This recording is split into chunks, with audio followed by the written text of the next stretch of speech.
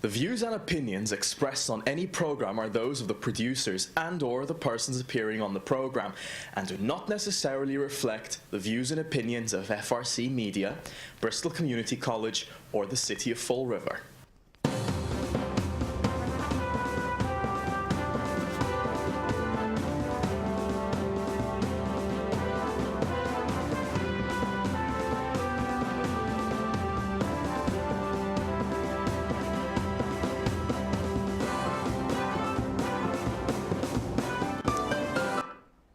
Well, good morning and welcome to Spindle City Straight Talk. We just got through ducking some satellites. I'm Chip. And I'm CJ.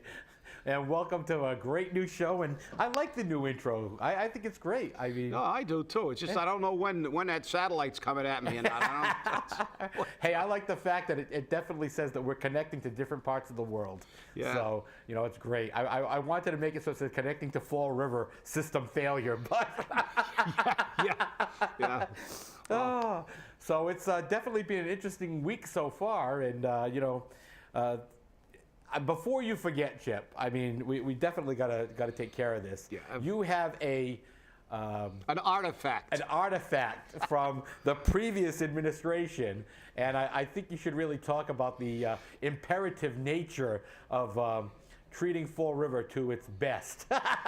Yeah. Well, you know, I found it a little ironic. Someone brought this to me and said that they picked it out of a barrel full of memorabilia, or most people. We've talked before about how people say they love Fall River, and we contended that our former mayor really didn't like Fall River that much. It was all political, and for political gain and for photo ops and stuff, and most people have a little bit of, they like to reminisce. They keep mementos of things in their past. I mean, some of us even have our Little League and Babe Ruth League trophies and stuff, and things that remind you of a bygone day that you had some fun in, and people like to remember and have a little bit of memories. So we keep things that are important to us. That's the bottom line.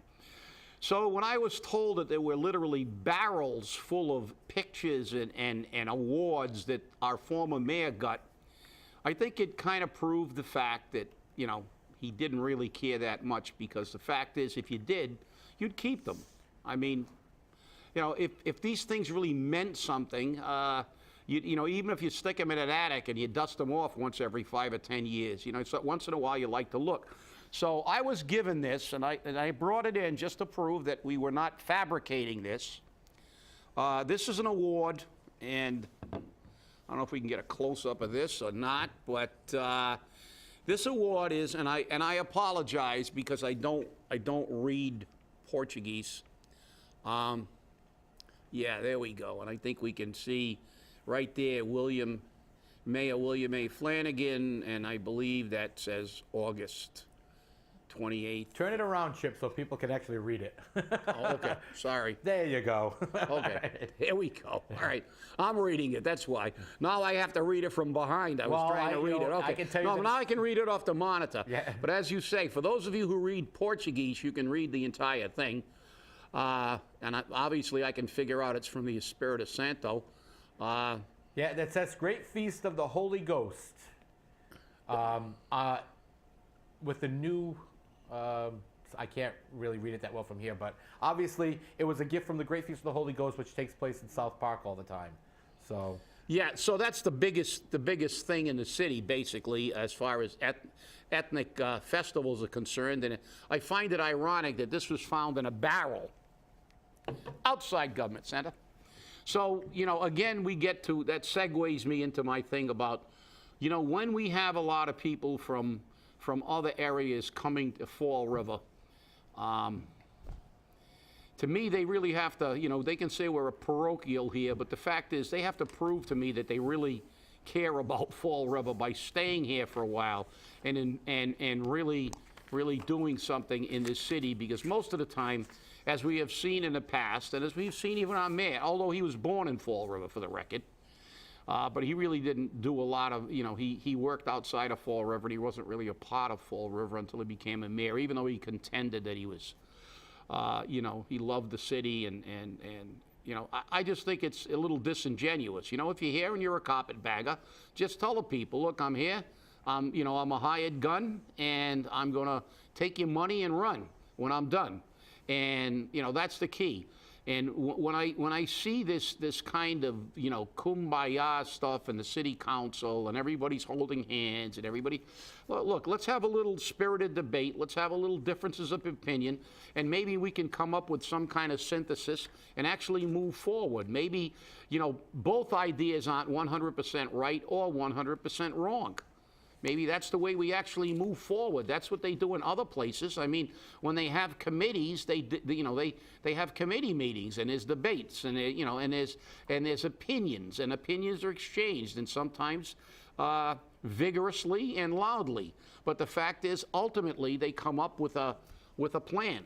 And you know, this is what I think is wrong in Fall River. It's either chronic complaining, or everybody's got to love everybody and think exactly the same way everybody else does. And if you happen to open your mouth during the "we love everybody" phase, you're branded as some kind of you know, terrorist or something. You know, you're negative. You're a Nazi. You're this. You're that. Everything. And you know, it bothers me because I see people like Danny Robillard, who has absolutely nothing to gain from going to virtually every city council meeting and giving his opinion as a citizen of the city. And then, you know, he's vilified if he has an opinion that flies in the face of what the "we love each other" faction has decided is best for Fall River. It really irritates me. Then I see other people who come here and take advantage of the city and then run away with a pot full of money, and we wonder why we can't fix things in this city. So that's my commentary and rant for today. but you know, I said what I have to say, and I always have said what I had to say, and regardless of what anybody wants to say, I'm going to continue to do it.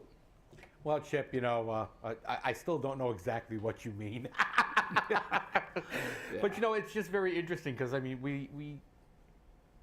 we have, you know, a future in Fall River which can be as bright as we want it to be.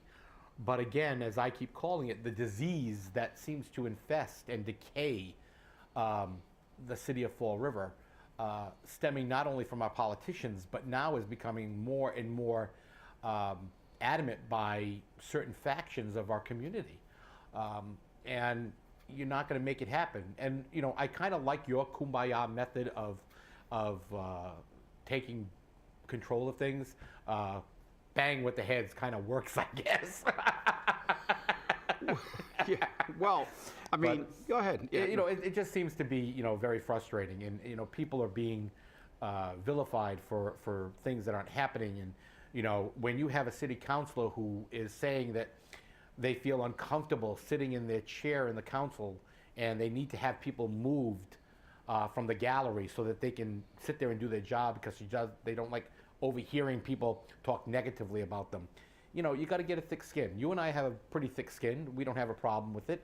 You know, we've been called everything but, you know, God knows what, and that's okay. So I have to agree with you. You know, we can look forward to Fall River being whatever it's going to be, but you have the opportunity to make it what it's going to be. So you can either, you know, fight and do it your way, or do it the patriotic way, or however you want to call it. Because you have people calling themselves patriots, which are doing nothing patriotic. They're screaming that they have a First Amendment right to say anything they want. Well, your First Amendment right doesn't give you the right to scream fire in a crowded theater. You have to take responsibility for your First Amendment rights. And you have to take responsibility for your actions as an elected official, or your inaction. And, you know, maybe when people start realizing that we have our own personal responsibilities to live up to, we'll do better. Well, yeah. Well, the thing is, you know, your First Amendment rights, you have them, and that, you know, it's your constitutional guarantee. So, but the fact is that there are also parameters. You know, if you want, you know, you may be able to say virtually anything, but that is based on rules of where you are. You know, there are rules of decorum. The First Amendment rights do not give you the right to disrupt and violate rules. If you do, you have to suffer the consequences. As a matter of fact, Martin Luther King once said that civil disobedience, if you don't like a law and you disobey it, you are a true patriot if you are willing to suffer the consequences. In other words, go to jail. And that's what he did.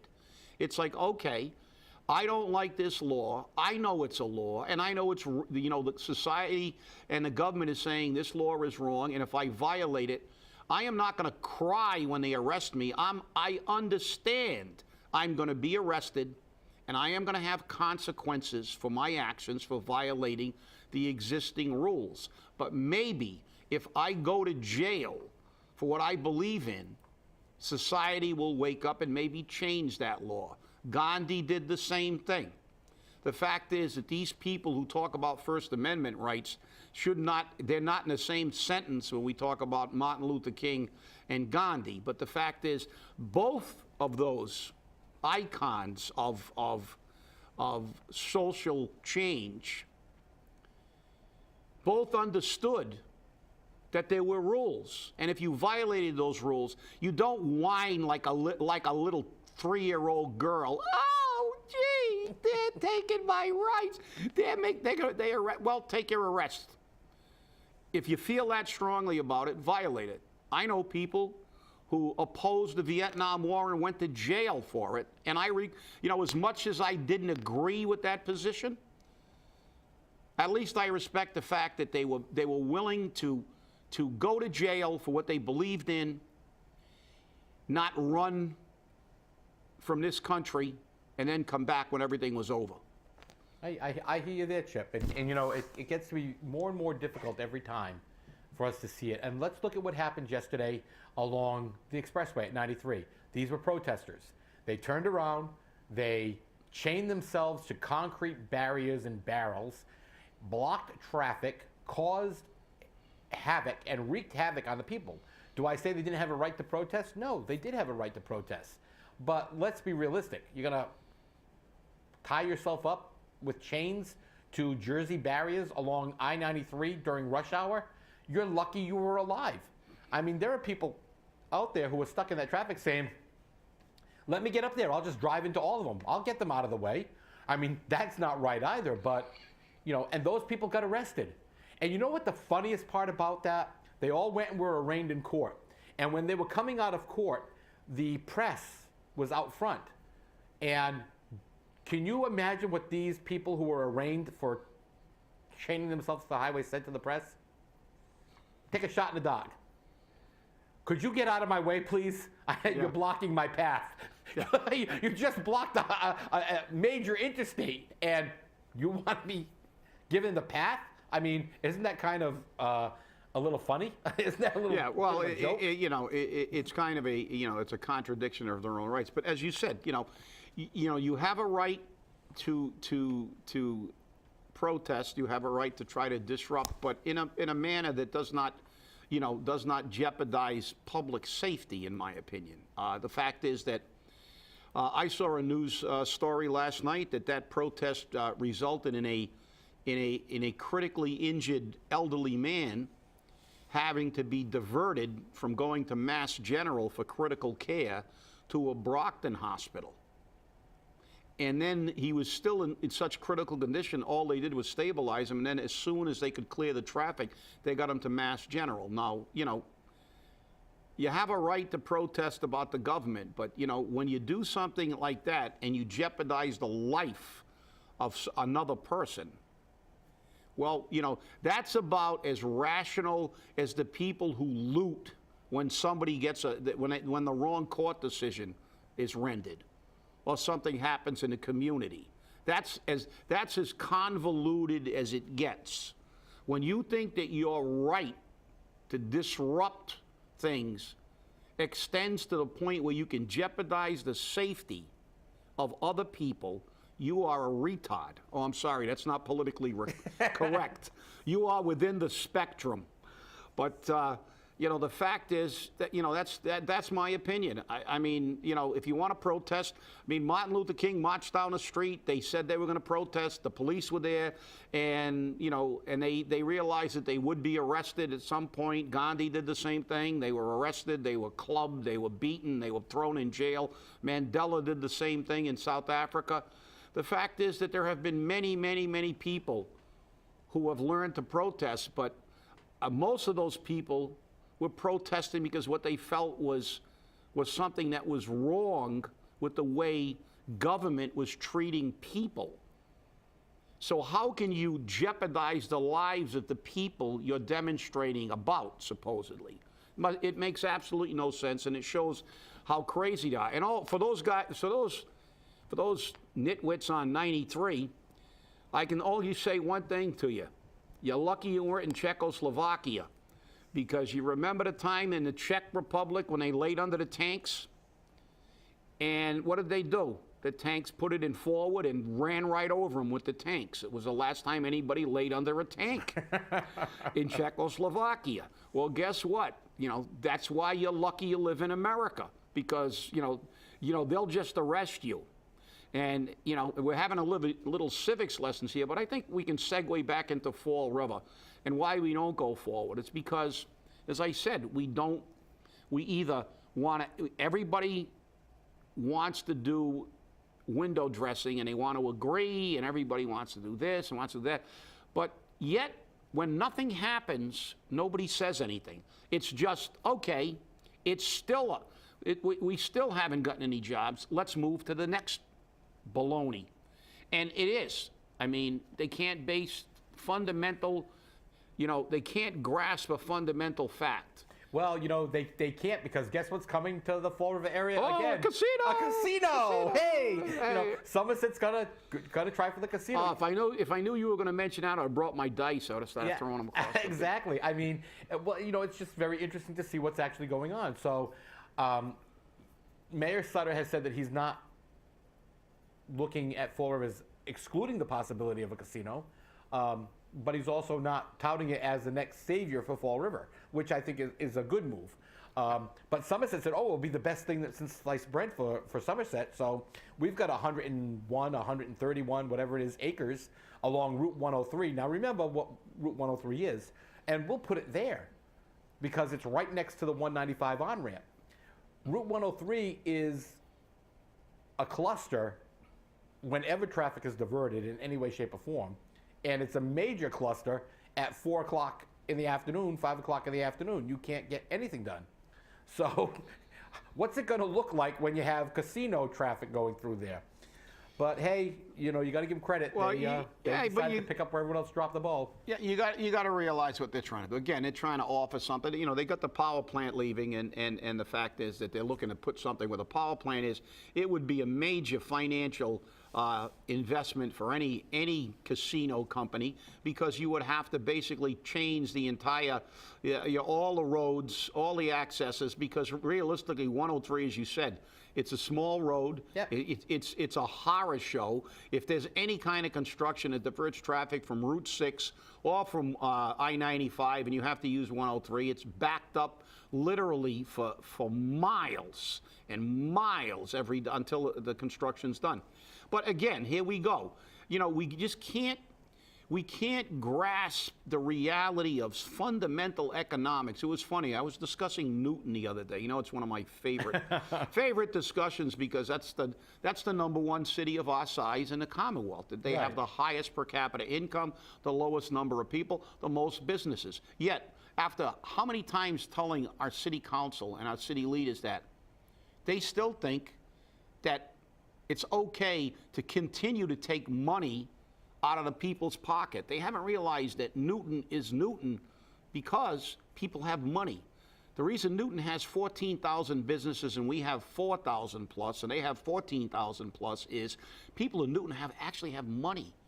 They can go to restaurants, they can go to stores, they can go to shops, they can actually spend money and infuse it into the economy. That's how you get it. Taking money away from people does not make an economy stronger, and taken away money from people who live in one of the poorest cities in the Commonwealth of Massachusetts, with the second highest number of people living below the poverty level and the second lowest household income, is total insanity. Yet, they just don't seem to get it.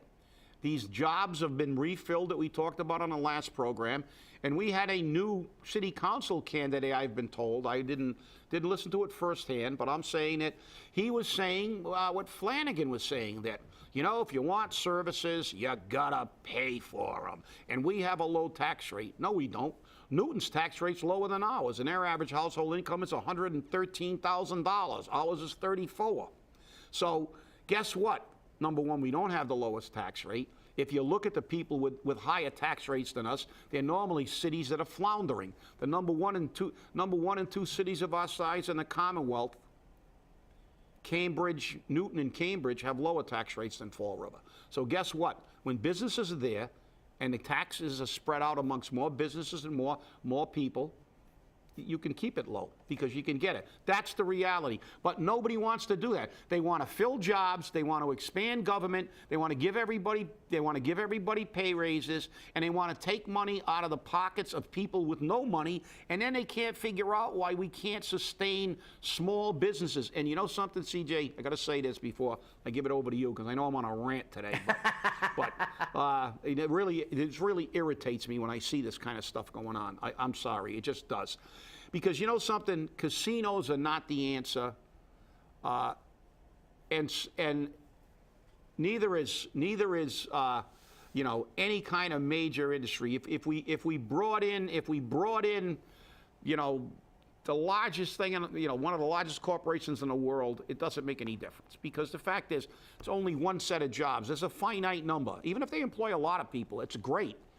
But everybody knows communities of our size live on small businesses. Small businesses are the backbone of any community. And Fall River has the second lowest number of small businesses. And even with all our pizza joints and Chinese restaurants, we still have the second lowest amount of businesses of any city of our size in the Commonwealth. Where, if you look at Newton and Cambridge, where they have money, they have the highest number of businesses. So is it rocket science? Do you have to be Milton Friedman to figure this out? Apparently you do. Or maybe the politicians don't really care. All they do is give us lip service. And with that, take it over, CJ. You know that for a fact. We get a lot of lip service, and you know, I find it very interesting that we do. But one of the things that really gets me going is that you know, that particular candidate or potential candidate for city council set off poor Danny Robillard. I thought I needed oxygen for him.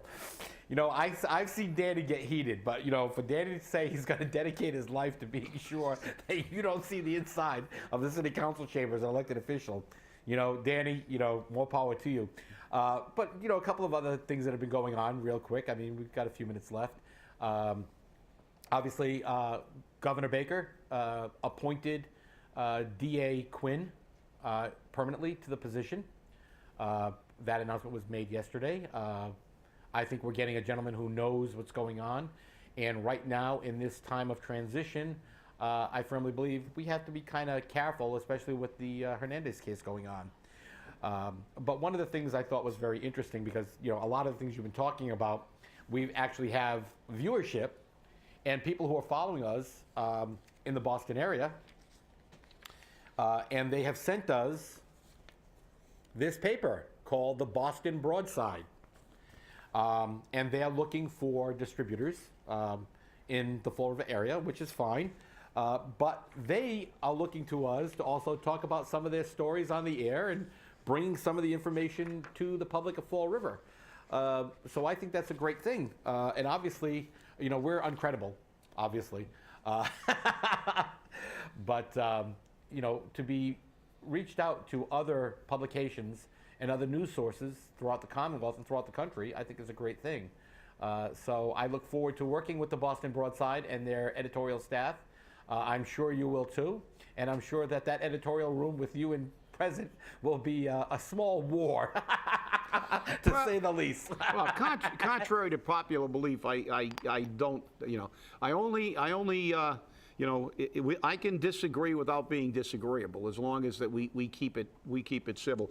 And sometimes I actually do agree with some positions. Of course, people forget that. They forget that in all the years I've been doing this, I've maybe had 10 or 15 disagreements, and there have been literally thousands of initiatives that have gone through the city that I didn't go and crusade against. So that's just the public trying to label people who have a differing opinion. But no, I'm very, I'm looking forward to the upcoming year, not only when the weather breaks and we try to do some shows live, walking around the streets of Fall River, but also because I want to see what happens now. Again, we have a Republican governor. And a Democratic House. And, that's always interesting. There always brings in a little byplay. We've already seen that you mentioned, Mr. O'Neill has now been appointed permanent, but initially there was a little controversy. Baker's people said he was acting, and in their opinion, he was an acting DA, and, so there was already a little kind of like a turf war. It's like, I'm the new governor, and the old governor's not going to, put anybody in. And he basically, froze all the appointments that Patrick made. And so these are the kind of things that make it a little bit more exciting, because when you got a Democratic governor and a Democratic House and, and legislature, and it's kind of like, well, they might disagree a little bit, but it never gets as intense. I'm looking forward to... I'm looking forward to this year, not only on the state level, but, on the local level, because, in a not too distant future, the campaigns for city council will begin. And I'll tell you what, there's a lot to talk about in this campaign season. Oh, yeah, you know that. And I mean, it's already starting. I mean, we have a couple of people who have already declared their candidacy. And the minions of the incumbents have already started under the incumbent's name, saying that they're extorting candidates, and they're starting a group of lies and propaganda. So we know it's happening, and the problem is these people have no information to back it up, which is kind of normal for politics in Fall River. We say everything and we throw as much as we can and see what sticks. But people have to have a thick skin in politics, and that's something Fall River has developed over years. Fall River politics is definitely different. There's no question about it. I had a conversation, by the way, with OCPF in regards to some of the shenanigans that went on with the different mayoral candidates during the recall process.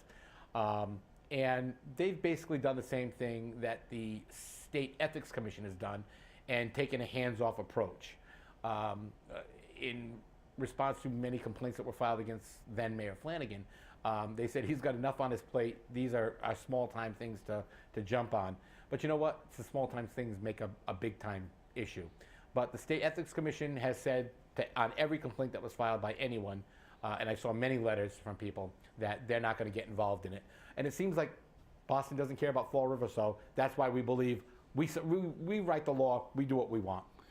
Well, you're right. And the thing is, if you're going to get into politics, realize it's warfare without bloodshed. Sometimes there actually is bloodshed, but that in certain places. But the reality is, get ready, because that's part of politics 101. They're going to throw as much mud at you as possible, see what sticks, and they might even have a fan to try to push the mud a little quicker at you.